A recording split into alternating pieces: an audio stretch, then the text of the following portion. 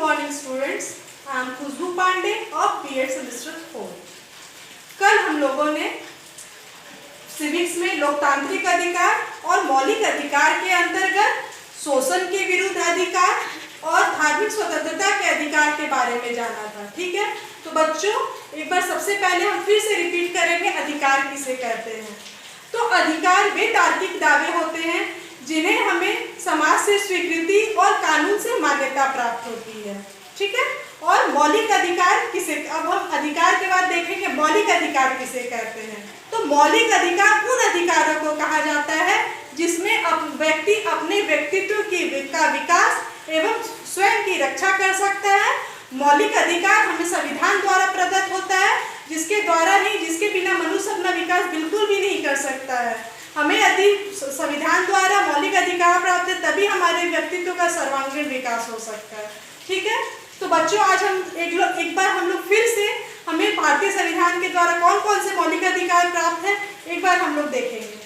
ठीक है, तो भारतीय संविधान के द्वारा हमें कौन कौन से अधिकार प्राप्त हैं देखेंगे। समानता का अधिकार, जिसके बारे में हम लोग पढ़ चुके हैं। स्वतंत्रता का अधिकार, ये भी हम लोग देख चुके हैं। शोषण के विरुद्ध अधिकार, ये भी हम लोगों ने पढ़ लिया है। धार्मिक स्वतंत्रता का अधिकार, ये भी हम लोगों ने देख चुका है।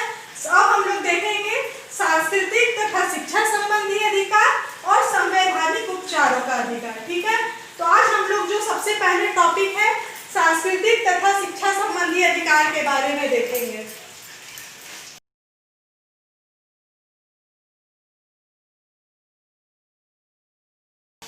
सांस्कृतिक तथा शिक्षा संबंधी अधिकार, इसका जिक्र भारतीय संविधान के तीसरे भाग के अनुच्छेद 29 और 30 में किया गया है। शिक्षा और संस्कृति का अधिकार विशेष रूप से अल्पसंख्यकों के सांस्कृतिक रक्षा और शैक्षिक अधिकारों को स्पष्ट करती है। इसके अंतर्गत निम्नलिखित बातों को ध्यान में रखा जाता है। ठीक है, तो पहला हम देखेंगे कि सांस्कृतिक तथा शिक्षा संबंधी अधिकार के अंतर्गत सबसे पहले किस बात को ध्यान में रखा जाता है। वह है किसी भी वर्ग के नागरिकों को अपनी संस्कृति सुरक्षित रखने, भाषा या लिपि बचाए रखने का अधिकार। ठीक है, तो किसी भी वर्ग के, अल्पसंख्यक हो या बहुसंख्यक हो, ठीक है, किसी भी वर्ग के नागरिकों को अपनी संस्कृति सुरक्षित रखने, नागरिकों को अपने संस्कृति को सुरक्षित रखने,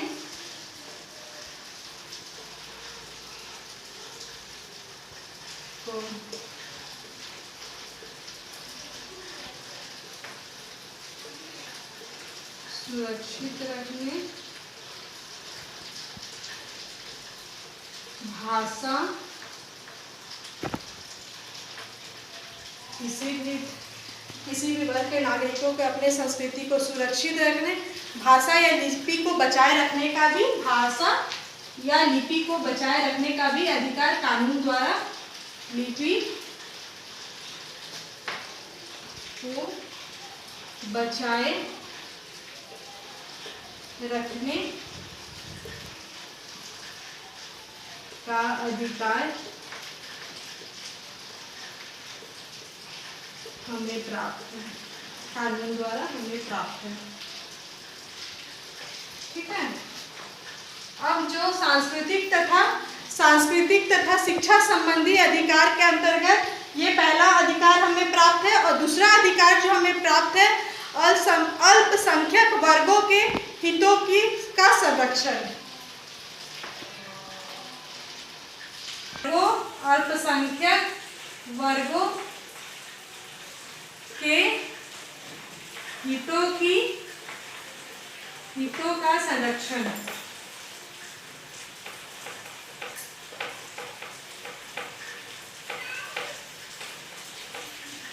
ठीक है, तो सांस्कृतिक तथा शिक्षा संबंधी अधिकार के अंतर्गत ये दो अधिकार हमें प्राप्त है, और ये दो के बाद और तीसरा जो अधिकार हमें प्राप्त है, किसी भी शैक्षिक संस्थान में धर्म के आधार पर किसी भी शिक्षा को देने में या किसी भी प्रकार किसी भी शैक्षिक अनुदान में धर्म के आधार पर भेदभाव नहीं किया जा सकता। सभी सभी को एक समान शिक्षा प्रदान करना। ठीक है, सभी धर्मों को बिना भेदभाव के, भी धर्मों को बिना भेदभाव के एक समान शिक्षा प्रदान करना।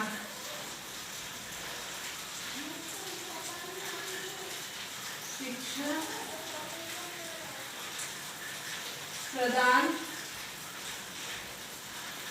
करना। ठीक है बच्चों, तो सबसे पहले हम लोग एक बार देख लेते हैं कि सांस्कृतिक तथा शिक्षा संबंधी अधिकार। जैसा कि वर्ड से समझ में आ रहा, हमें अपने संस्कृति की संरक्षण करने का, हमें अपने संस्कृति के हितों की रक्षा करने का, हमें शिक्षा संबंधी, जैसे शिक्षा को लेकर किसी भी शैक्षिक संस्थान में जाएं, हमें किसी भी धर्म, लिंग या जाति के आधार पर किसी प्रकार का भेदभाव नहीं मिलेगा। यह हमें संविधान से अधिकार प्राप्त है। ठीक है, किसी भी वर्ग के नागरिकों को अपनी संस्कृति को सुरक्षित रखने, कोई भी वर्ग हो, चाहे वो उच्च वर्ग का हो, निम्न वर्ग का हो, मध्य वर्ग का हो, किसी को भी अपनी संस्कृति को सुरक्षित रखने का अधिकार हमें भारतीय संविधान से प्राप्त है। सभी को अपने भाषा या लिपि, मेरी कोई भी नागरिक हो, चाहे वह हम हो या आप हो, किसी भी भाषा को हम अपना सकते हैं, किसी भी भाषा को की सुरक्षा का हमें अधिकार प्राप्त है।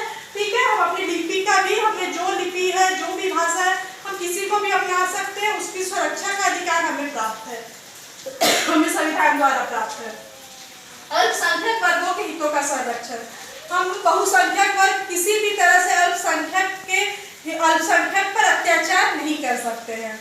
अल्पसंख्यक किसी के भी अत्याचारों से और किसी के भी शोषण का वो शिकार नहीं होगा। वह अपने हितों की रक्षा के लिए कानून का सहारा लेकर, उसे संविधान से अधिकार प्राप्त है, वह अपने सुरक्षा का अपने हितों का संरक्षण खुद ही कर सकता है। सभी धर्मों को बिना भेदभाव के एक समान, हम किसी भी धर्म के हों, चाहे वह किसी भी शैक्षिक संस्था में जाए, कहीं भी शैक्षिक अनुदान में किसी भी, हमें धर्म के, जाति के, लिंग के आधार पर हमें किसी भी प्रकार का भेदभाव नहीं मिलेगा। ठीक है, हमें यह संविधान से अधिकार प्राप्त है। तो हम देखेंगे शिक्षण संस्थानों की स्थापना, किसी भी शैक्षिक अनुदान में धर्म के आधार पर भेदभाव हमारे साथ नहीं किया जाएगा, सभी को एक समान शिक्षा प्रदान किया जाएगा। तो अब हम ये शिक्षा तथा संबंधी अधिकार के बाद अब हम देखेंगे संवैधानिक उपचारों का अधिकार। ठीक है,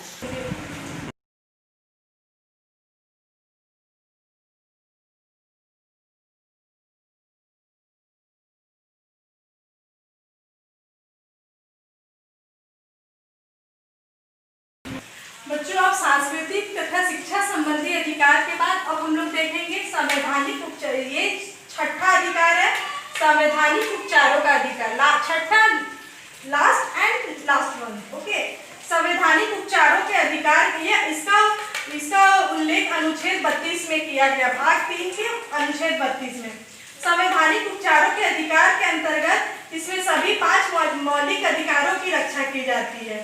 संवैधानिक उपचार, जैसा कि वर्ड आपको लग रहा है, हम अपने संविधान का, जो भी हमें संविधान से अधिकार प्राप्त है, उसमें यदि किसी भी प्रकार का हनन या किसी भी प्रकार का शोषण होता है, कोई भी व्यक्ति अपने मौलिक अधिकारों की रक्षा के लिए सर्वोच्च न्यायालय तक जा सकता है। ठीक है, हमारे ऊपर यदि किसी भी प्रकार का शोषण हो रहा है, कोई भी तीसरा यदि आदमी इसमें यदि हस्तक्षेप कर रहा है, हमारे अधिकारों का हनन हो रहा है, हमारे ऊपर किसी भी प्रकार का शोषण या अत्याचार हो रहा है, तो अपने संवैधानिक अधिकारों की रक्षा के लिए, हम अपने 5 मौलिक अधिकारों की रक्षा के लिए ये छठा जो है संवैधानिक उपचारों का अधिकार इसीलिए हमें प्राप्त हुआ है, ताकि हम अपने संविधान के 5 अधिकारों का, इसके अंतर्गत हम इसका रक्षा कर सके। ठीक है, तो कोई भी व्यक्ति अपने मौलिक अधिकारों की रक्षा के लिए सर्वोच्च न्यायालय तक जा सकता है। इसीलिए डॉक्टर भीमराव अंबेडकर ने संवैधानिक उपचार के अधिकार को संविधान की आत्मा और हृदय की संज्ञा दी है। ठीक है, क्योंकि ये सबसे इम्पोर्टेंट अधिकार है, संवैधानिक उपचारों का अधिकार। इसके अंतर्गत हम अपने सारे अधिकारों का, जितने भी हमें संविधान द्वारा प्रदत्त जितने भी हमारे मौलिक अधिकार है, उनकी हम रक्षा कर सकते हैं। ठीक है बच्चों, तो अब हम देख चुके हैं समानता का अधिकार, स्वतंत्रता का समानता का अधिकार, स्वतंत्रता का अधिकार, उसके बाद धर्म। तो बच्चों अब तक हम लोगों ने देख लिया है समानता का अधिकार, धार्मिक स्वतंत्रता का अधिकार, सांस्कृतिक तथा शिक्षा संबंधी अधिकार और लास्ट संवैधानिक उपचारों का अधिकार। तो सभी बच्चों, अभी तक हम लोगों ने सभी अधिकारों को जाना। यही हमारे जो 6 है, यही हमारे मौलिक अधिकार है जो हमें लोकतंत्र शासन व्यवस्था में प्राप्त है। ये हमारे लोकतांत्रिक अधिकार है। अब हम लोगों पांचों अधिकारों को अब हम लोग विस्तृत रूप से जान चुके हैं। धन्यवाद।